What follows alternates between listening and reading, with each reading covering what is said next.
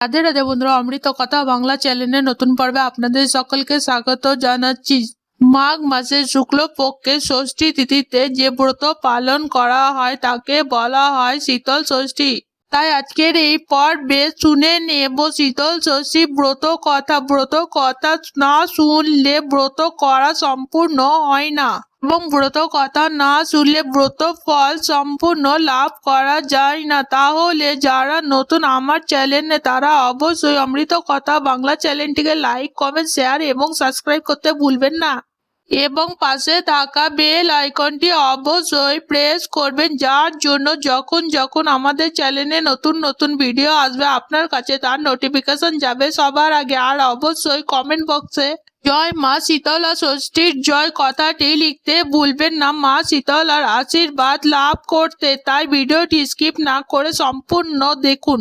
তাহলে দেরি না করে আজকে স্পেশাল পর্বটি শুরু করা যাক।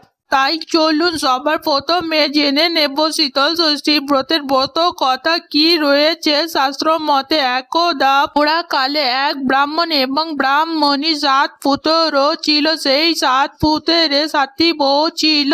তাদের ধনে জনে পূর্ণ থাকলেও তাদের সংসারে ছিল না প্রাপ্ত সুখ, কারণ তাদের কোনো সন্তান ছিল না। সেই 7 দম্পতি নিঃসন্তান ছিলেন। তার সঙ্গে সঙ্গে সেই ব্রাহ্মণ এবং ব্রাহ্মণীয় কাঙ্ক্ষিত বাসনা ছিল তাদের ছেলেদের কোল আলো করে আসুক এক পুত্র সন্তান। তবে সেই কাঙ্ক্ষিত বাসনা কোনোভাবেই পূর্ণ হচ্ছিল না, কারণ তাদের ঘরে কোল আলো করে কোনো সন্তান ছিল না।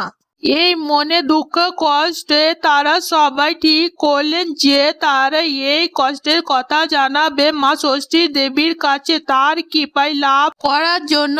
একদিন সেই ব্রাহ্মণী যখন তার 7 পুত্রবধূকে নিয়ে উঠোনে বসে গল্প করছিলেন, সেই সময় মা দেবী ষষ্ঠী ছদ্মবেশে এক ভিখারির রূপে অবতীর্ণ হন তাদের আঙ্গিনায় এবং সেই সময় মা দেবী ষষ্ঠী জিজ্ঞাসা করলেন যে তোমাদের ঘরে সন্তানেরা কোথায়, তোমাদের ছোট ছোট ছেলে মেয়েরা কোথায়। সেই সময় মহা দুঃখে ব্রাহ্মণী উত্তর দিলেন যে 7 পুত্রবধূ থাকা সত্ত্বেও তার বাড়িতে এখনো কোনো সন্তান নেই। সমস্ত কিছু শোনার পরে মা ষষ্ঠী নিজের মুখেই বললেন সামনে যে শীতল ষষ্ঠী আসছে মাঘ মাসের শুক্লপক্ষে পঞ্চমী তিথিতে তাদের সকলেই শীতল ষষ্ঠী ব্রত করার উপদেশ দিলেন এবং সম্পূর্ণভাবে ব্রতের নিয়ম বিবরণ করলেন। সেই কথা মতো তারা শীতল ষষ্ঠী ব্রত পালন করল এবং তাদের ঘর এবং কোল আলো করে সন্তানেরা অবতীর্ণ হলেন।